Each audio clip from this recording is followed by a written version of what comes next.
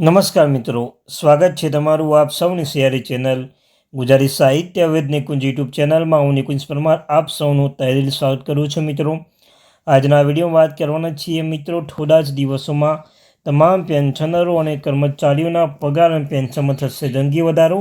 તો મિત્રો, આ મહિને આવી શકે છે મહત્ત્વની અપડેટ. તો શું છે અપડેટ? તેના અપડેટના કારણે પેન્શન ધારક મિત્રો છે અને જે નિવૃત્તિ કર્મચારી ગણી શકાય તેમ પગાર અને પેન્શનમાં થશે લેટેસ્ટ વધારો, જંગી વધારો થશે. અને એના વિશે આજના વિડીયોમાં આપણે ચર્ચા કરીશું.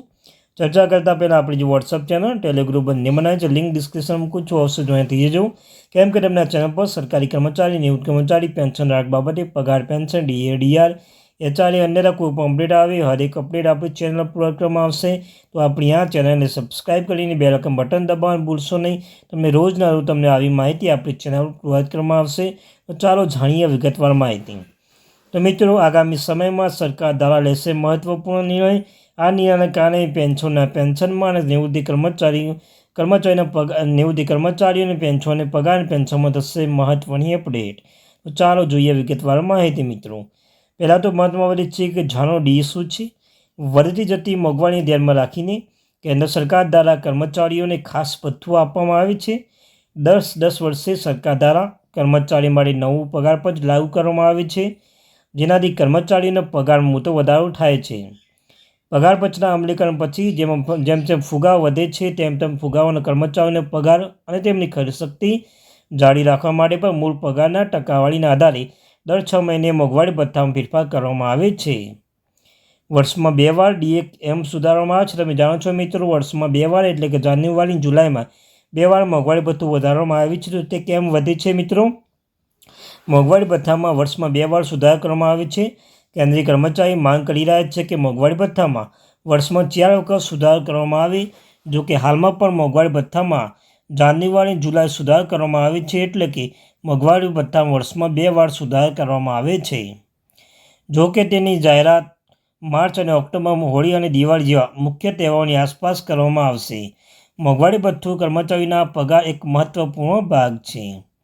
ડીએના આંકડા કેવી રીતે નક્કી થાય છે? તો મિત્રો, મોંઘવારી ભથ્થું એટલે કે ડીએ ગણતરી ફક્ત આ રીતે ગણવામાં આવતું નથી, પરંતુ ડીએની ગણતરી માટે સૌથી મહત્વપૂર્ણ આંકડા ઓલ ઇન્ડિયા કન્ઝ્યુમર પ્રાઇસ આંકડાઓ છે. આ આંકડા લેબર બ્યુરો દ્વારા જાહેર કરવામાં આવે છે. કર્મચારીની માંગ છે કે કર્મચારીના મોંઘવારી ભથ્થામાં આંકડાઓની ગણતરી કરવા માટે ફુગાવાની અલગથી મૂલ્યાંકન કરવામાં આવે, પરંતુ અત્યાર સુધી સરકાર તરફથી આ અંગે કોઈ અપડેટ આપ્યું નથી. ત્યારબાદ મિત્રો, 8મો પગાર પંચમાં શું ફેરફાર થશે? તો 8મો પગાર પંચ કેન્દ્ર સરકારી કર્મચારીઓના મોંઘવારી ભથ્થામાં મોટો ફેરફાર જોવા મળવાનો છે. માહિતી અનુસાર 8મો પગાર પંચ દરમિયાન કેન્દ્રીય કર્મચારીઓને મોંઘવારી ભથ્થું શૂન્ય થવાની શક્યતાઓ છે, અને 8મો પગાર પંચ શરૂ થતાં જ મોંઘવારી ભથ્થું શૂન્ય રહેશે. તો 6 મહિના પછી વધતી જતી મોંઘવારીને અનુસરતા તેનો ફેરફાર કરવામાં આવશે. શું ગણતરી પદ્ધતિ બદલાશે?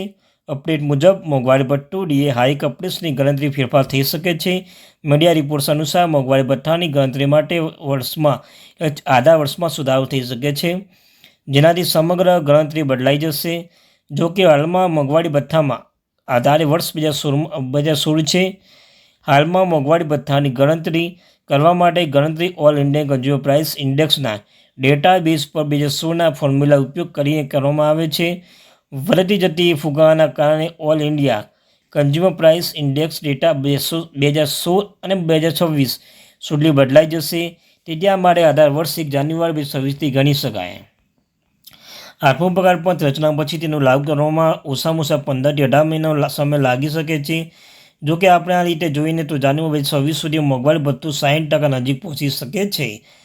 આવી સ્થિતિમાં શક્ય છે કે આગામી મોંઘવારી ભથ્થા મૂળ પગાર મર્જ કરીને વધારો કરવામાં આવે. જો આવું થશે તો કર્મચારીને વ્યાજબી પગાર પણ મળી શકે છે. તો મિત્રો, આ હતી આજની મહત્વપૂર્ણ update. Thank you very much.